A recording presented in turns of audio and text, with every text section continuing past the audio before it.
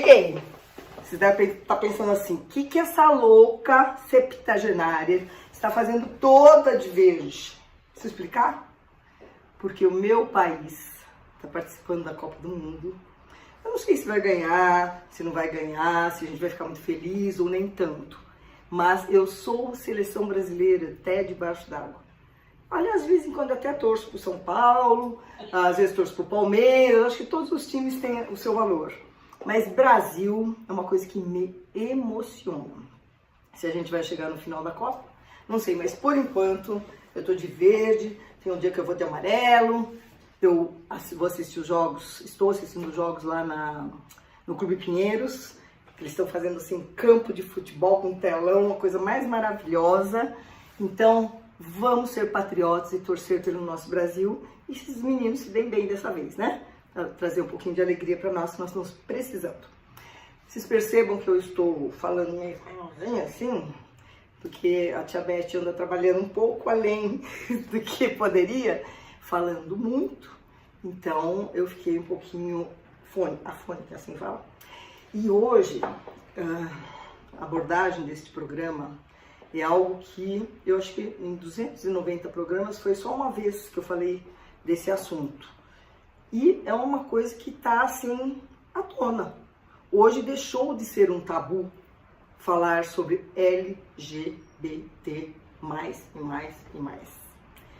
Uma coisa que a gente tem que encarar, que faz parte do cotidiano, tem que fazer parte da inclusão, não dá para negar algumas coisas. Só que, como eu estava agora há pouco com a minha entrevistada, trocando umas ideias, eu falei, melhor a gente gravar, sabe? Porque tudo isso que você está falando é muito importante. Coisas que eu não sabia. E eu vou chamar agora aqui com a gente, por favor, Araceli Albino, uma querida que tem um trabalho voluntário através da presidência de um sindicato. Daqui a pouco nós falamos disso também. Araceli, você já sabe que eu sou fã, tudo bem? Eu também. Sou fã. Eu também sou sua, você sabe disso, claro. Aliás, claro, ela vai claro. em todos os lançamentos dos meus livros, tá? Não é? Com prazer. Tem um agora, dia 7 de dezembro, no Editor Itaim, que eu vou lançar um livro meio polêmico, né? 7.0. Que vai assim, ser um manual de bem viver. Você vai estar lá. Eu vou, né? E pelo que eu estou sabendo, né, assim, né, de relance, nós vamos justamente abordar questões bem relacionadas à questão da sexualidade, que é um tema de hoje, não é? Nós vamos falar como sobre... ela já esteve no programa uma outra ocasião, você está citada no livro. Olha que chique! É mesmo? Olha, que prazer, que prazer. Todos os 290 entrevistados do programa Sintonia, que é esse que está aqui com vocês, tem uma menção no programa, no meu livro, porque eu acho importante, como é um programa do bem, só de boas notícias, claro, eu tenho que referendar, eu tenho que dar o meu respeito, eu tenho que dar divulgação, certo? E é tudo que a gente está precisando, né, Beth? Não é? Bem. Vamos, tá bem, tudo invertido bem. aqui. Você fala um oi para os nossos internautas e volta para mim, por favor? Araceli. Olá, pessoal, boa tarde. É um prazer imenso estar aqui novamente com vocês, né? E com a convite da Beth. É um prazer poder contribuir. Então, quando a gente entrevista uma psicanalista, assim, precisa tomar alguns cuidados, porque talvez ela esteja me analisando. Mas como já é amiga, não vai, né? E tem aqui mais um elemento, que é essa fofinha aqui, que é da minha neta Carol, que não mora mais no Brasil, então a vovó ganhou um cachorrinho. Quem é Araceli Albino? Psicanalista, coordenadora do Núcleo Brasileiro de Pesquisas Psicanalísticas. Então tem muito assunto com essa mulher. Doutora e pós-doutora em Psicologia. E coordenadora do NPP, que é o Núcleo Brasileiro de Pesquisas Psicanalísticas, e presidente do Sindicato dos Psicanalistas do Estado de São Paulo. E depois vamos falar da clínica, para quem precisar de uma ajuda, né? Claro. Muito bem. O nosso assunto hoje é LGBTQ+. E toda a sua abrangência. Não vai dar para abranger tudo, mas ela vai falar o que for possível, não é? Muito bem. Claro.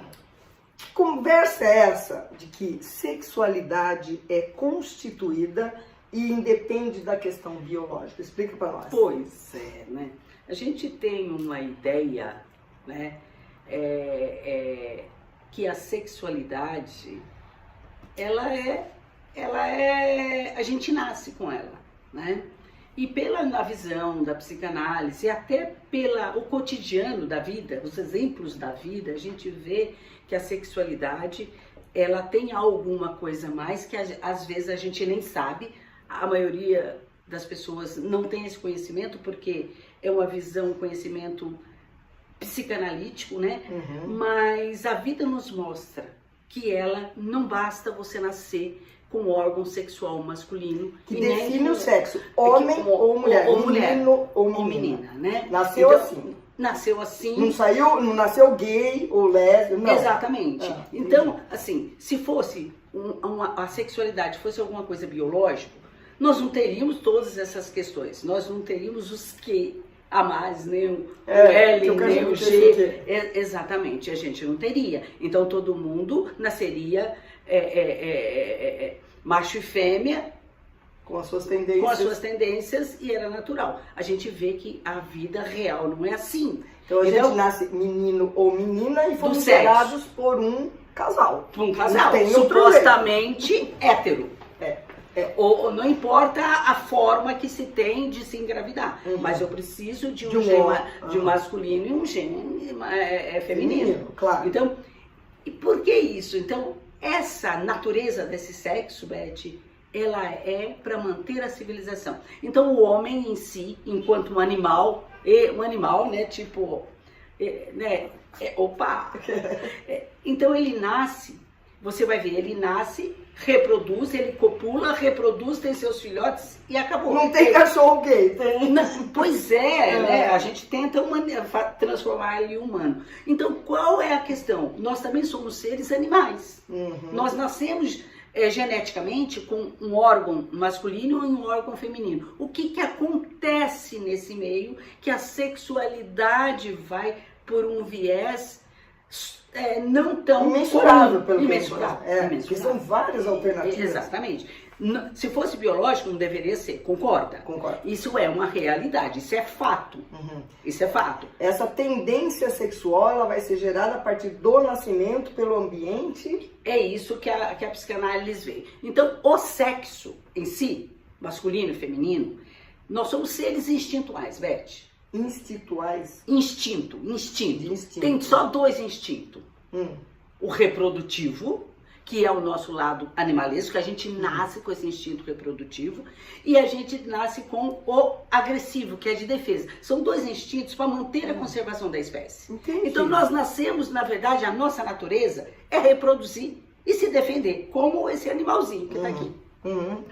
Mas o que ocorre nesse meio? Que a sexualidade ela vai por vários vieses, que não só para serviço da reprodução. Hoje em dia a gente sabe, né? O seu livro você deve estar falando nisso, porque hoje a gente não vai só copular para reproduzir. Sim. Tudo que a gente quer é a obtenção de um certo prazer, menos reprodução. Sim. Chega uma idade que a gente fecha a fábrica e só tem parquinho de diversão, né? Não é? Então, o que acontece com isso? Então, a psicanálise vai nos mostrar que esse instinto, ele é desnaturalizado. A gente vai se afastando do nosso instinto original e nós vamos ser um ser de desejo, não mais instintual. Mas isso é gerado por quê? Pelo meio ambiente apenas? Então, pelo nosso núcleo. Então, pelo que nós chamamos de psiquismo. O psiquismo, então nós temos o mental, que é a parte neurológica, nós temos o biológico, que é todo o nosso soma, e nós temos aquilo que o Freud vai chamar de campo psíquico, que vai dar o psicológico. Então, uma coisa muito interessante, porque o instinto agressivo só vira violência, ele não vai virar outra coisa. A gente não nasce com instinto de amor. É mesmo? Pois é, olha. Eu achei que era o contrário, que o instinto agressivo você iria adquirir. O ódio. E o amor é uma coisa inerente, não é mais assim? Nunca foi, na verdade. O ódio é o sentimento mais antigo do mundo. O amor, a gente não nasce com amor. Quando eu tenho um bebê, você já teve seus filhos, né? Ele só quer a satisfação dos seus buracos. Ela quer mamar, dormir e evacuar, ter suas necessidades. Então, e quando esse bebê não tem isso, ele não fica roxo de raiva, ele não chora, ele não vai, ele não grita. Então esse gritar, olha que louco, Esse gritar É uma agressividade. é da agressividade. Então a gente já nasce com unha, certo? É o agressivo. Eu já nasço com um elemento que é o choro, que é o agressivo, chama a atenção que alguma coisa não tá legal pra mim. Entendi. Certo? E o amor? De onde vem? Se eu tenho só dois Eu tenho que mudar instintos. meus paradigmas, porque agora eu tô chocada. Então, é isso que a psicanálise mostra. A gente nasce com 2 órgãos sexual, a menina com vagina, o menino com pipi. Tá? Pode falar pênis, pito, que puder. Mas como eu tô falando de menininho e menininha, Pipi, tá bom. pipizinho, né? Muito bem. Acontece que nós temos uma tendência dos nossos impulsos a ser descarregado. Pra gente, igual bebê, mama e dorme, não é? É. Então, a tendência é que ele está em repouso. Quando que o sexual vai proporcionar para o ser humano uma descarga efetiva? Quando? Isso que você vai responder, porque eu vou ter que pensar muito. Percebe? Não. A gente nasce com os órgãos, mas é só um faz xixi. Ele não me tem dá ainda. prazer. Quando que ele vai poder os órgãos sexuais amadurecer e te dar prazer? Descarga. Tá, na idade adulta. Só adolescente. quando eu estou, né, na pré-adolescência. Estimulado também. Estimulado por na si pré. mesmo. E também existe a produção dos esperma para que possa ter uma ejaculação, hormônios. os hormônios para que a mulher possa ter um orgasmo. E não percebe quando tem um orgasmo bem, você deve falar no seu livro, um orgasmo completo, você não repousa, não tem uma descarga. Sim, sim. Mas isso só pode acontecer na puberdade. E esse tempo todo, para onde foi essa energia? Você já pensou nisso? Então, mas e aquela criança de 4, 5, 6 anos que fica pondo a mãozinha, porque é gostosinho, não tem nada de sexualidade. Ainda não tem sexualidade. Nada é gostoso como pôr a mão aqui. É uma parte do corpo. Enfiar o caroço da mexa no nariz. E o pipi é um órgão diferente de qualquer outro, você percebe? Sim. Tudo dentro da gente é igual. Na hora que você vira, opa, tem algo que sobrepõe, que é o pipi. Sim. Isso não é porque é um pipi, não é porque é um órgão, é porque é uma coisa de diferente. E o diferente chama atenção. Então aí começa essa noção. Uns têm, outros não têm. O que aconteceu? Tá. Na fantasia da menininha, ela pode ter perdido isso. Cadê o meu, né? Cadê o meu? Exatamente, cadê o meu? Então, eu só quero dizer... Tem que explicar isso pra criança. Rapidamente, porque a gente tem que discutir sobre o GLBT, mas assim, a sexualidade é constituída nesse período, de 0 a 8 anos de idade, 8, 9 anos de idade. Vai culminar o que nós chamamos da psicanálise de complexo de Édipo. É a passagem onde, primeiro, a menininha percebe que não tem pipi, mas ela acha que ela tem porque o clitóris, quando a menina, ele sobressai também. Sim. Ela acha que é um pipizinho. Que o dela é pequeno. Que o dela é pequeno. Mas quando os lábios vão crescendo, isso vai tampando, vai cobrindo. Né? Ele não cresce no formato aos lábios. E ela vai achando que o dela vai crescer. Depois ela percebe que não vai. Sim. Então ela cria uma fantasia de que ela perdeu. E o menino tá lá mostrando. Tá chegando. Eu tô lá, eu tô chegando, né? Só que esse menino também, a menina, então, como se dá a sexualidade? Né? A sexualidade se dá nessa organização. Que vai da fase, desde a fase oral, a fase anal, a fase que nós chamamos fálica. A fálica é o quê? É quando eu percebo que existe algo diferente de mim. A menina quer ter, nós chamamos isso de inveja do pênis, na psicanálise, e o menino tem medo de perder. Você já não viu o menininho, quando você faz brincadeira, ele até encolhe coisa do pipi, porque ele é ameaçado. Você vai perder, eu vou jogar pro... Olha o quanto que é. Fala assim, eu vou jogar pro gato, eu vou já isso. Jamais, né? Deve-se falar qualquer coisa. Jamais. Jamais, então, que cria quando ele percebe que tem a diferença, aí sim que eu vou perceber que existe meninos e meninas. Tá. Até então, era só criança. Primeiro é bebê, depois é só criança, depois começa o menino e menina. Tá. Menino e menina. E aí ele vai amadurecendo e entra propriamente na fase genital. A fase genital, quando ele vai perceber que o faz xixi dele faz outra coisa também. Que se ele pegar, fica durinho, né? Isso, vai ficar, porque é um músculo. Mas o menino faz isso, a menina... Gente, não tem a menor noção do canal vaginal. Nenhum. Tanto se você me permitir, claro. no livro, claro. eu comento o seguinte, que o menininho de 8, 9 anos que tá lá, trancado no banheiro, e a mãe, Joãozinho, sai daí! O pai fala, ixi, ele tá se descobrindo. A menina, se de noite tá na sala, pôs a mãozinha na calcinha, menina, tira a mão daí. Isso aí, não põe a mão aí. Então o que criou? O menino que tem que fazer rápido com o que ele estiver fazendo, porque senão ele vai deixar de ter prazer, né? E a menina que aquilo lá é sujo, então já criou. É sujo, não pode, é proibido. Precisa mudar essa mentalidade. Precisa ter uma educação com responsabilidade. Completamente. Tem que ter educação, mas tem que conversar com essa criança. E dizer que isso só ela não põe sabe a mão que estiver sozinho, não é pra ninguém pegar. Exatamente, tudo mas ela tem que entender que ela parece com a mamãe e ele parece com o papai, que tem diferença. Mas assim, aí a gente entra muito nessa constituição da sexualidade, Beth, o que entra muito são a questão da ética e da moral. Tá. E a moral é influenciada por diversas culturas, pela religião, pela cultura de cada povo. Então você vê que a sexualidade do índio é totalmente diferente. Sim, em países que andam todo mundo pelado e não tem nenhuma eroticidade. Exatamente. Então, quanto que a crença, os valores éticos e morais, eles são passados para essa criança. Uns que têm medo, essa proibição, excesso de proibição, não se lida com naturalidade com a sexualidade, Beth. Essa é a verdade. E aí que começa a pintar aquele clima, se a criança, sexualidade. Se o menino vai virar menina e a menina vai ter gosto por menino. Exatamente. Então, acho que isso é muito importante a gente saber disso. Claro, que ninguém nasce nem hétero, nem homo, nem bi, nem trans. Nasce homem e mulher, ponto.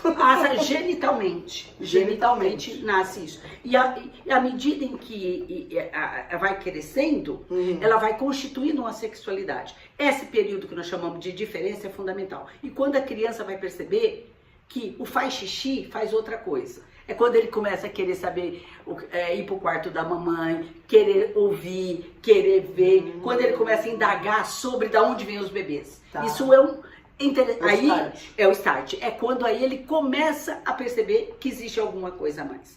E no final dos 8, 9 anos, quando ele passa nesse complexo de Édipo, nós vamos ganhar uma sexualidade. Nós vamos ganhar uma sexualidade. Que tipo pode ser?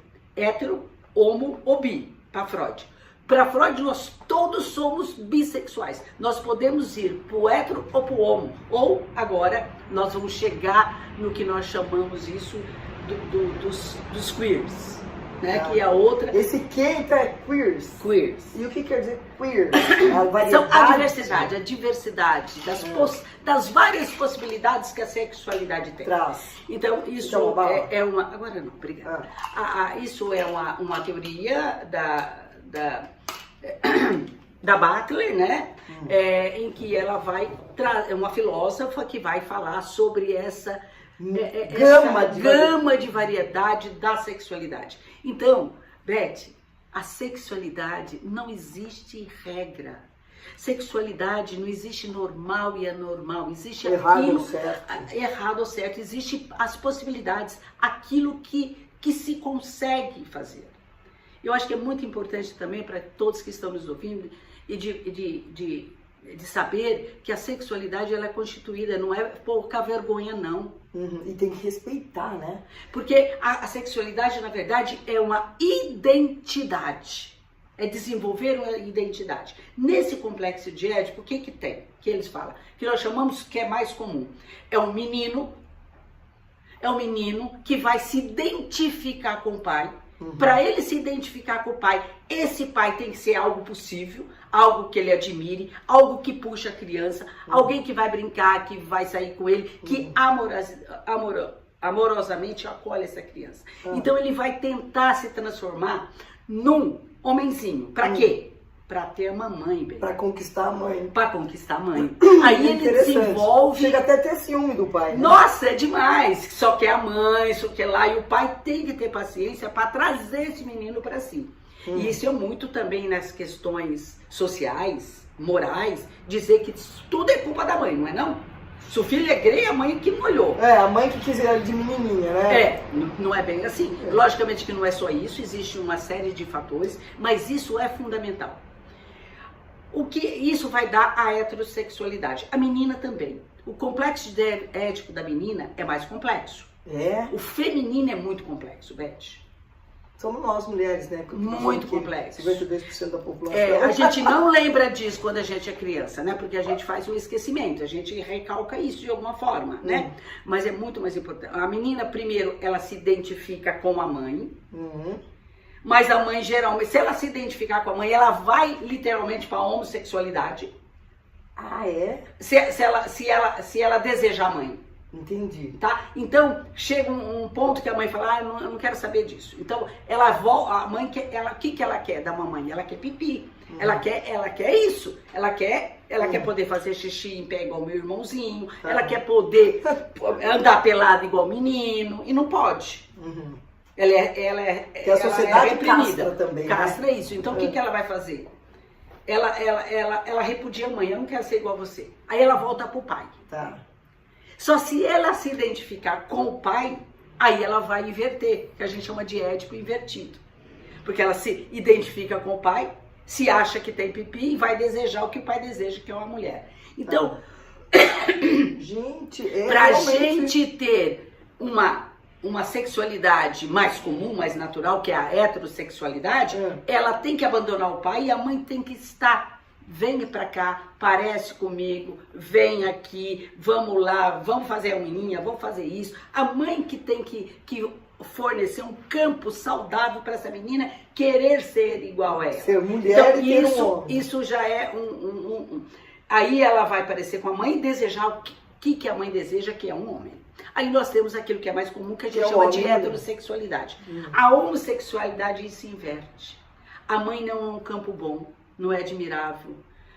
Ela vai disputar o pai com essa menina. Ela não vai enxergar essa menina como um menino, porque a menina pode ser uma ameaça para ela em relação ao pai, né? Então ela não vai. Então o pai, por sua vez, vai ser sedutor. Vai lá, vai prometer pipis e não dá, não tem jeito. Não tem como dar. Aí ela se identifica com o pai e vai desejar aquilo que o pai deseja, que é uma mulher. Aí nós temos a homossexualidade. O lesbianismo, né? E o L. Isso. O L é isso. E no caso do menino, como é que ele ficou? O menino, com a tendência? o pai não é admirável, o pai não é algo que ele quer identificar, ele se parece com a mãe, que geralmente quando tem um pai violento, alguma coisa, a mãe protege mais, não protege? É natural, é da cria. Sim. Quando alguém não tem carinho de lá, o pai absorve essa menina. Quando esse pai não absorve esse menino, a mãe absorve esse menino, ela se identifica com a mãe. E vai aí criou a homossexualidade. E a bissexualidade significa as nossas possibilidades. Que eu posso ir por um lado e por outro. Isso que é a Constituição. Entendi. Então eu quero lembrar você que gay, lésbica, não nasce no fundo de quintal, né, Beth? Não nasce no fundo de quintal, Não nasce do repolho. De onde vem isso? Vem de lares, vem de ambientes supostamente heterossexuais, gente. Sim, porque nós só nascemos de um então, óvulo e de um esperma. Eu acho que só isso, Beth, seria um motivo mais do que suficiente para que as pessoas pudessem olhar para essas pessoas minimamente com respeito. Porque elas não é porque elas querem. Sim. E é muito difícil lidar com isso. A gente escuta a dor dessas pessoas no nosso consultório. Porque elas não podem assumir porque não são aceitas. Não, elas desejam isso, mas socialmente vão ser repudiadas, vão ser... E tem, inclusive, pesquisa que mostram que os trans... o trans eles assim, têm pouco tempo de vida, né?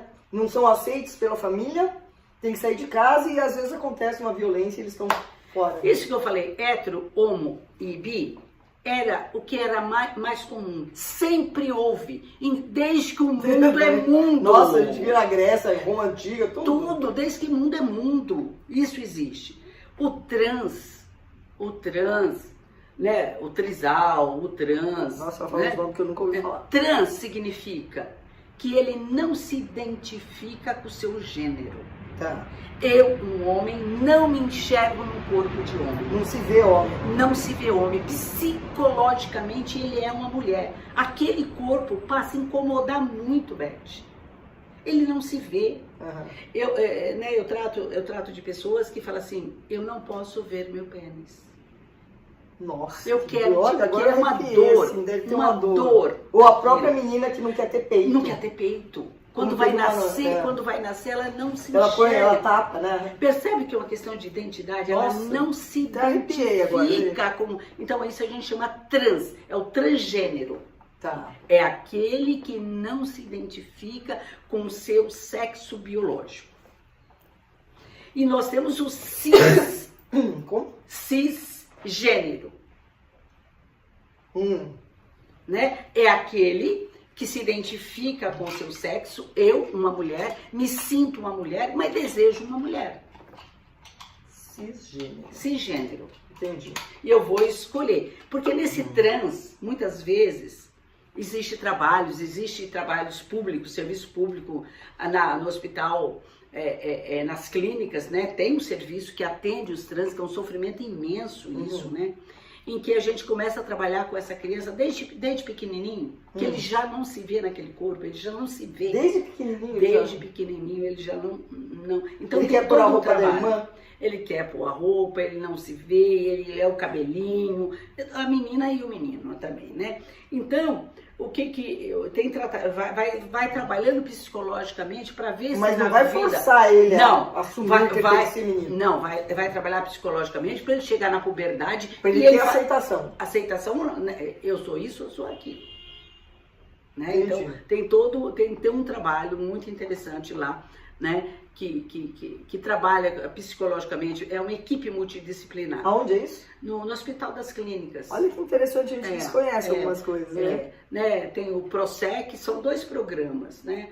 O PROSEC é isso, né? Vai a receber essas pessoas. Então, o trans, muitas vezes, um homem, quer ser uma mulher, certo? Então, ele faz todo o processo hormonal. As cirurgias hoje no Brasil ainda é muito cuidadosa, muito restrita. Então, ele vai tomar hormônio e ele se masculiniza. Ele pode, afetivamente, gostar de uma mulher ou pode gostar de um homem. Ele pode ser homossexual. Olha, mesmo depois que ele transmutou. Exatamente. Aí, porque o que mais, hein? São infinitas possibilidades. Uma questão é o corpo, eu não me vejo nesse corpo, ou eu estou nesse corpo. Agora, eu nesse corpo desejo uma mulher ou um homem. Ele pode ir para hétero ou para homossexualidade. E eu acho que a busca, o objetivo é que a pessoa se sinta pleno dentro daquilo que ela tem de sexualidade. Porque passar uma vida infeliz por causa da sua preferência... não é o que cruel, diz, né? É cruel, então a gente tem que procurar mesmo, né? Mas você entendeu isso? O cis, não, ele se identifica com isso. Você já falou que isso define a pessoa, né? Não, você percebe que é uma questão de identidade, uma de genitalidade. Por que a sexualidade é vista como algo que define uma pessoa? Exatamente por isso que você está falando. Então, a gente não pode considerar um ser humano, uma pessoa... Desculpa, posso falar palavrão? Pode falar o que quiser aqui, fala. Então, a gente não é uma pessoa, um sujeito por aquilo que a gente tem no meio das pernas, né? Não é. Hã? É como eu ouvi uma vez. Não é, né? Você é homossexual? Você é lésbica? Não, eu me apaixono pelo ser humano. Se for homem ou mulher, tanto faz. Se eu me apaixonei por uma mulher, então... Então, essa questão de sexualidade é uma coisa, ainda é um tabu. E por que tem tanta discriminação? Por que não existe nas escolas uma educação que faça haver respeito na idade adulta? Pois é, e aí a gente vai ter que entrar numa seara, nesse momento, muito difícil no nosso país. Né? Por causa dos dogmas que tem por aí, né? Nós temos uma forte questões religiosas, que a religião ela tem o seu valor, mas ela limita, mas ela gera um monte de opressão, e a sexualidade é o alvo. Algumas religiões negam a sexualidade totalmente. Diversa. Eu já atendi muitas pessoas de algumas religiões muito fechadas, radicais, em que as pessoas preferem tirar a vida do que assumir.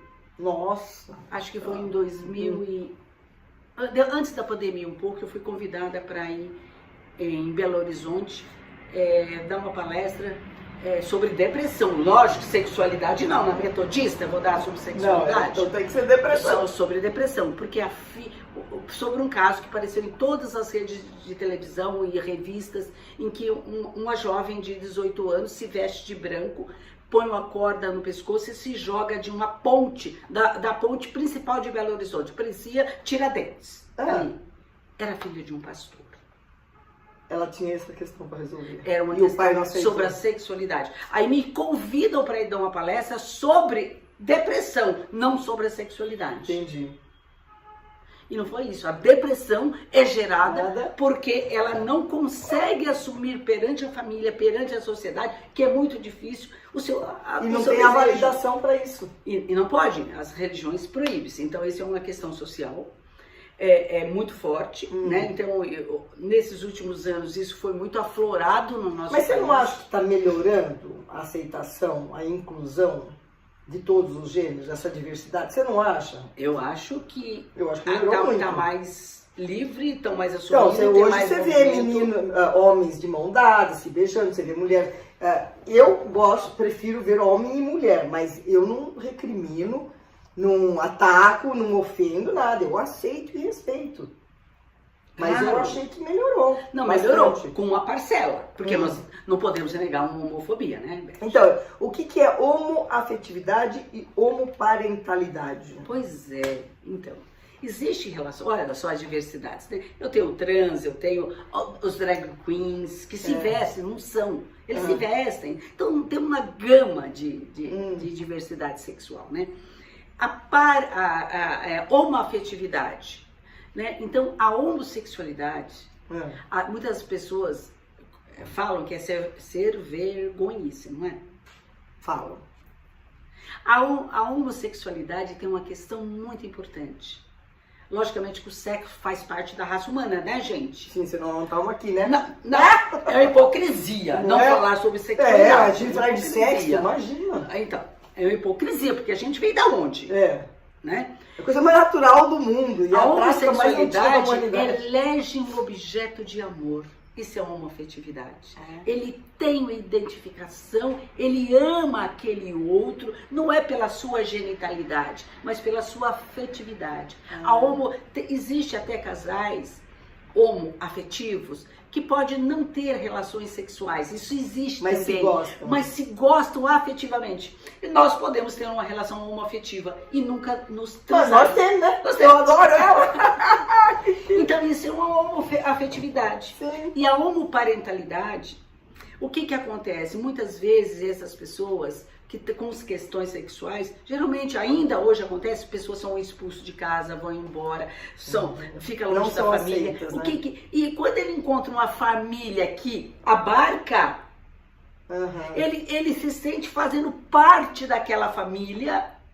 Geralmente é do parceiro ou da parceira que o recebe, um tio, uma tia, e ele forma uma pareja, ele forma uma parentalidade. Então, isso é homoparentalidade. Gente, e às vezes ele mantém isso, eles mantêm essa relação familiar com essa família que pode nem ser a dele. Então, isso aí até, vamos dizer que é sorte, sei lá, estava no destino dele, no Ikigai, dele encontrar isso, porque não são todos. Não são todos também. Não são todos, né? Bom, você sabe que o nosso tempo, assim, deixa eu até ver. Gente do céu, a gente já estourou o tempo, é que tem tanta coisa que eu vou ter que falar para a Araceli voltar, porque o que nós conversamos agora há pouco tomando um chá, eu já vi que tem muito mais assunto do que para nossa simples meia hora, né? A gente já estourou, não tem importância. Eu quero saber o seguinte, existe uma política pública que apoia as pessoas de LGBTQ+. Então, é isso que eu falo. Existe timidamente, mas nós temos geralmente nos hospitais, escolas, nós temos trabalhos são ampliados, né? De identidade de gênero, que vai trabalhar isso, né? E psicologicamente, nós temos a nossa clínica, que a gente também recebe essas pessoas, a gente também trata. Agora eu quero dar como que chama, utilidade pública. Existe uma clínica Ana Joaquina. Joaquina. Né? O que ela faz? Conta, você sabe? O Sindicato dos Psicanalistas do Estado de São Paulo, né, desenvolveu uma clínica, né, de atendimento psicanalítico. Você sabe que o tratamento psicanalítico, os processos terapêuticos são caros. Falo, é coisa caros. De rico, fazer análise é coisa Não, de acho que a psicanálise tem que chegar a todos. E é isso que a gente pensa, é isso que nós desenvolvemos. Então nós temos uma clínica que atende emocionalmente as pessoas. Questão de depressão, questão de síndrome de pânico, questão de trans, questão de sexualidade, homossexualidade. Então é uma clínica que é voltada para as pessoas de um poder aquisitivo não tão abastado. Tá, e aí tem um preço diferenciado? Tem, totalmente diferenciado. Nós temos pessoas aí que nós atendemos, R$10 as sessões. Gente, 50, não fala isso. Reais, coisa linda. R$50. Então qualquer pessoa pode ser Qualquer atendida. pessoa pode ir lá. E então é de acordo com a situação financeira de cada um. Quanto você pode pagar? Nós ficamos na Vila Mariana. Nós estamos na Vila Mariana. Você lembra do endereço? No coração da Vila Mariana, tá. Lembro? A gente está Que rua é? O número Arthur de Godoy, 188. Rua tá. Arthur de Godoy é Vila Mariana. Vocês têm assim no Instagram, alguma coisa? Tem no Instagram, o sindicato tem Instagram, tem Facebook. É Clínica Ana Joaquina. Você isso. que está aí nos ouvindo, ou sabe de alguém que precisaria de um tratamento psicanalítico? É uma coisa que me orgulha muito. O ano passado, nós conseguimos atender 22 mil pessoas. Isso sem um centavo de nada, sem recursos, sem só um grupo, sem um grupo de que coisa linda. É poder devolver um pouco para a sociedade. Né? É o que eu falo. O que é que, até vou deixar aqui uma reflexão. O universo nos dá tanto, né, Araceli? Olha aqui, olha onde nós estamos, ó. A abundância que nós temos aqui, quanto de pele eu tenho, quanto de cabelo eu tenho. Nós vivemos uma abundância, sendo que o ser humano acha que porque não tem dinheiro no banco, não tem abundância. Então, se eu recebo tudo isso, o ar que eu respiro, a natureza, o que eu faço para retribuir? O que eu faço? O que eu posso fazer com aquilo que a vida me deu? Eu posso fazer um pouco pelo outro. Eu quero o meu bem, mas eu também quero o outro existe. Então, esse trabalho da Ana Joaquina de oferecer, atender 22 mil pessoas é na pandemia. Maravilha. Então, vai aparecer o número da clínica e vocês podem ligar, fala com quem atender, né? Claro. Pode ser atendido. É a Vânia tá lá. Posso falar, gente? Fazer terapia é uma das melhores coisas do mundo. Porque você pode chorar, você pode falar o que você pensar, você pode se virar do avesso e a pessoa não vai te julgar. O que você não conta pra ninguém, sei lá, você conta. Então, eu queria até deixar aqui o meu agradecimento e a minha saudade para a Arminda Martins, que com ela eu fiz acho que 4 anos de psicanálise, só que eu tinha uma questão, eu não deitava, tá, gente? Porque eu sou rebelde, eu ficava só sentada e ela falava, deita. Não deito. Mas, enfim, ela me preparou muito para um momento de virada da minha vida, quando o meu ex chegou e falou, acho que o casamento acabou, eu tô indo embora. Eu falei, é? Você vai ser feliz? E eu tava tão preparado com uns 4 anos de psicanálise que eu tinha feito, que eu aceitei aquilo como assim, um livramento, e sem revolta, sem chorar, abençoando, cara. Então, realmente, se você tiver a oportunidade de fazer uma terapiazinha ao longo da tua vida, faça. Não é? É uma mudança de vida, né? Para melhor. Para melhor. Dá uma mensagem aqui para os nossos internautas. O que eu acho que a palavra que cabe nesse momento tão difícil que nós estamos vivendo é que a gente possa retomar, Beth, que todos podemos retomar aquilo que é mais precioso na vida, que é a amorosidade, o respeito, a compreensão. Tá faltando muito hoje em dia. Eu acho que essa é a palavra. Empatia, né? Empatia, você poder... E o diferente não é ruim. É só diferente. Não tem certo e errado, tem diferente. Tem o diferente. E olhar ao outro como você gostaria de ser olhado. Exatamente. Né? Você imagina você não tendo um sentimento bom em relação a alguém, ou uma agressividade. Você queria isso pra você? Não. Né? Não, eu acho que é isso hoje, né? Amor, respeito ao outro, a sua identidade, a sua sexualidade, a sua cor, né? Nós somos um país que sempre fomos exaltados pela nossa diversidade. Nós temos que retomar isso. Temos que retomar. E eu nem vou te perguntar sobre missão, porque quando você fala que você, através da clínica Ana Joaquina, vocês atenderam 22 mil pessoas, seria uma redundância que você fosse falar o que é a sua missão. Tá na cara qual que é a sua missão. Então assim, ó, vou dar um tempinho e ela vai voltar o ano que vem, porque tem muita coisa para desenvolver. Algumas pessoas perguntam, você é psicanalista, você é terapeuta, você é psicólogo? Não sou nada disso. Mas eu vou te contar uma coisa. Pode. O psicanalista nasce no divã, viu? Nasce no divã? Nasce na clínica, é um dos médicos. Então, se eu não fosse pianista, escritora, eu tenderia a ter, porque eu acho maravilhoso você ouvir alguém e com o que você estudou, se ajudar essa pessoa. Exato. Quer dizer, não é nem me ajudar, ela perceber o caminho que ela vai se ajudar. Uhum. Gente, isso não significa eu não ajudar a mim mesma, né? Sim. Porque eu dirijo uma instituição, mas eu também tenho um consultório, eu também preciso viver, eu também preciso ter minhas coisas, né? Não é? Também faço isso, né? Então, manda um beijo e o nosso... Um beijo a todos, né? Um beijo a todos e Valeu. até a próxima. Obrigada, Beth. Obrigada a todos.